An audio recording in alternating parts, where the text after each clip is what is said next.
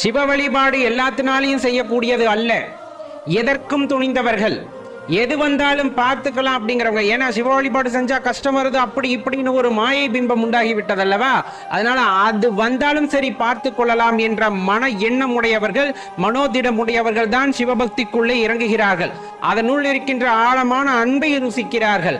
மாறாக இந்த உலக பற்றுகளிலே ஆசை கொண்டவர்கள், பணம் புகழ் இந்த மாதிரி எல்லாம் எனக்கு வேண்டும் என்ற அடிப்படையிலே ஒரு ஆசை உள்ளவர்கள் சிவபக்திக்குள் வந்தாலும் அவர்கள் நீடித்து அந்த பக்தியிலே இருப்பது இல்லை. மனோதிடம் இருக்க வேண்டும். சிவபெருமானை பிடித்துக் கொண்டால் எல்லாம் அவர் பார்த்துக் கொள்வார் என்ற நம்பிக்கை யாருக்கு இருக்கிறதோ அவரால் தான் சிவபக்தியை தொடர்ந்து செய்ய முடியும்.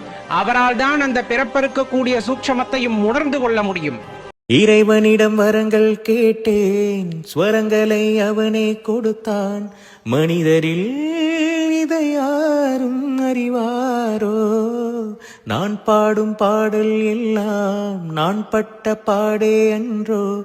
பூமியில் இதை யாரும் உணர்வாரோ?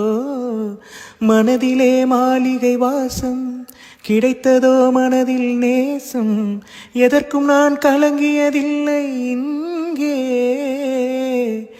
ராகம் உண்டு தாளம் உண்டு, என்னை நானே தட்டிக்கொள்வேன்.